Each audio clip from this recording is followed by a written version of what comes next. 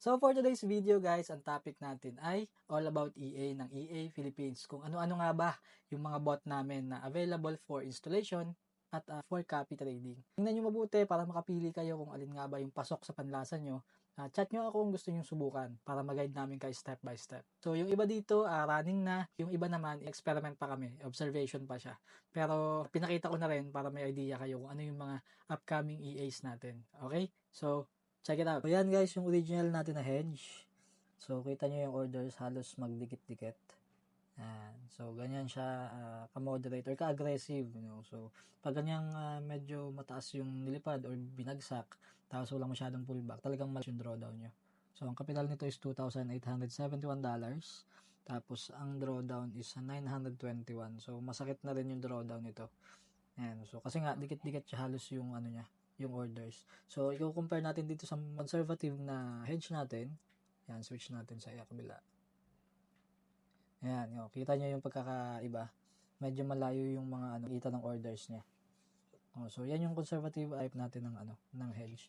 So, ang capital nito is $1,357. Tapos, ang drawdown lang po is negative $87 lang. So, ganun siya ka-conservative. Even though, hindi pa nakaka-TP kasi nga, yun, nasa gitna yung order. Yun yung disadvantage nito guys, medyo mabagal yung pag-angat ng TP niya or paglapit ng TP niya kasi nga, yung orders niya, hindi naman talagang magkakadikit. No? So, madalang siya mag-order. So, pero at least kita nyo yung drawdown, negative 87 lang. So, yan. Naman guys, yung natin, isa pang demo lang to guys ha. Ito yung demo namin sa 2 pairs ng hedge. Kaya lang ito ay naka-sell only. So, ayan, kita nyo, only short. Ayan. So, sell lang in-order niya, hindi siya buy and sell. So, hindi siya hedge actually. Martingale lang siya, pero ito yung version ng natin, ng hedge. Tinanggal lang namin yung buy. So, ayan, ang capital nito is sa demo $1,056. Tapos, ang drawdown niya is $150 lang. No? Pina-experiment pa namin. Next time, experiment namin kung anong magiging result kapag buy only lang. Pero so far, so good naman ito. Naka-sell only. 2 pairs siya kasi para, anong tawag doon? So, non-correlated pairs.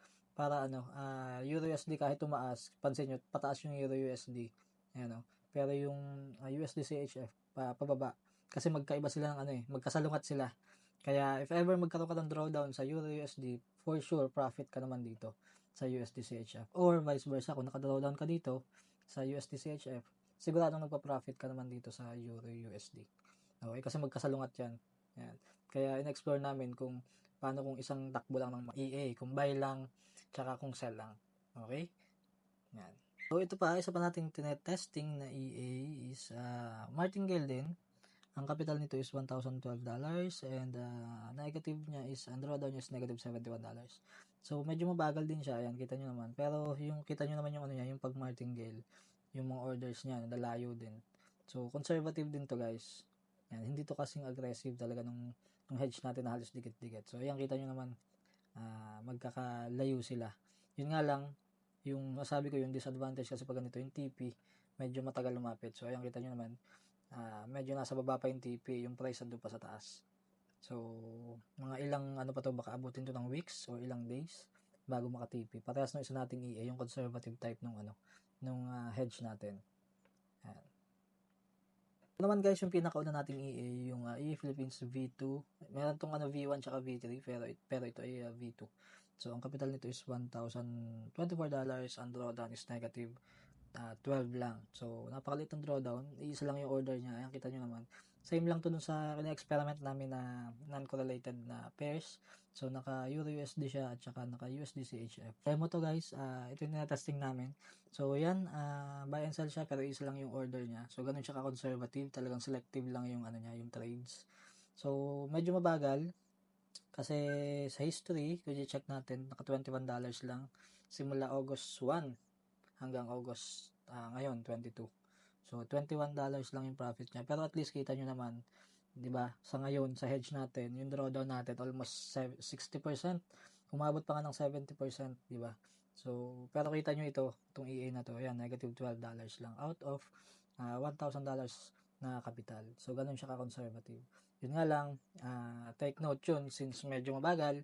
So yung VPS natin, consider nyo rin kung kaya bang bayaran. Kaya hindi rin halos ito na po-promote kasi nga sa sobrang, hindi naman sobrang bagal, no? So, compared sa hedge, mas mabagal to mag-profit. Kaya iniisip ko kung mababayaran nyo ba yung EPS. Napaka-copy natin. Finally, meron na siyang EA. Ayan.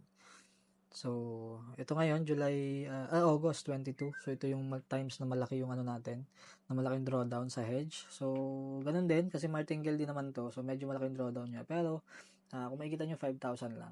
Sa hedge kasi, itong ganitong capital, nasa ano na ngayon ng drawdown? Around 30 to 40,000 yung drawdown ng ganitong capital. Pero, kung titingnan nyo dito sa pinapakopy natin, which is itong EA_Pro, nasa 5,000 lang yung ano niya. Cents to guys, cents yung drawdown. So, kung titingnan nyo sa chart, para makita nyo yung orders niya, yan, makikita nyo medyo magkakalayo din naman. Unlike sa hedge na magkakadikit. No? So, medyo malayo yung mga pag-itan ng ano niya, mga orders niya.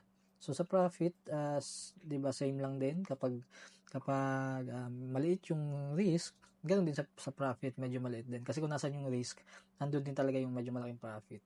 Okay, so naka 942 cents lang siya sa profit niya sa isang linggo. Sa isang buwan, ayun natin, 5,200 cents. Ayan, okay? So, cents account to kasi. So, ayan. Kita nyo naman yung chart. Kung i-compare nyo kasi sa ano natin, ito live, sa hedge martingale natin, kung yung orders niya, ayan kita nyo, magkakadikit halos. Diba? Ang lalapit ng pag-itan. So, kung i-compare nyo dito sa EA Pro, so, ayan yung orders niya. Diba? Medyo malalayo. Para siyang yung yung hedge natin na conservative type. Medyo malalayo yung orders. Kaibahan lang dito, ito martingale talaga. Kung hindi to hedge, unlike nung sa hedge natin na buy and sell siya. Pero halos ganito yung pag-itan.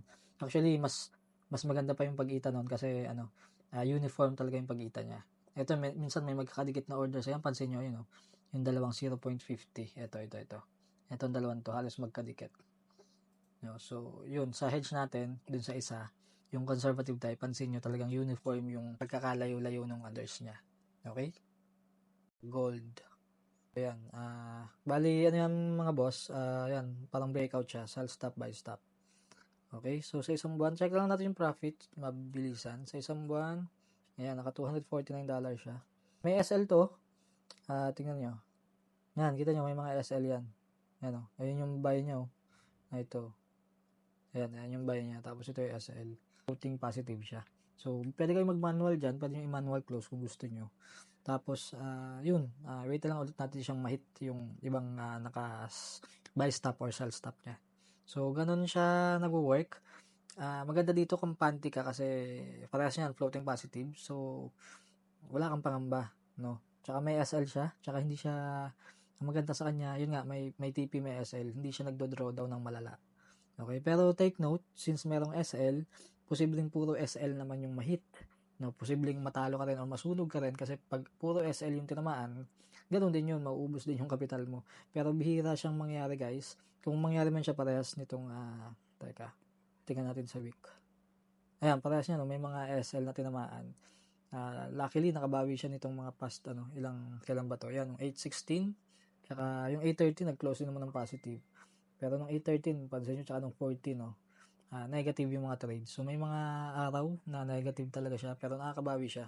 Tsaka, yun, maganda kasi relax ka lang, hindi ka masyadong kabado. Kasi floating positive, bukod doon, yung drawdown is manageable, tsaka, talagang may stop loss, kita nyo naman. So, yun yung advantage niya. At, pero again, take note, may risk, yun nga, may risk pa rin siya. So, it's up to you guys kung paano nyo titimbangin yun. Okay? Pinili ko talaga itong date na to or itong pagkakataon na to para maipakita sa inyo yung pinakang worst. No, so pinili ko to kasi ito yung time na malaki yung drawdown.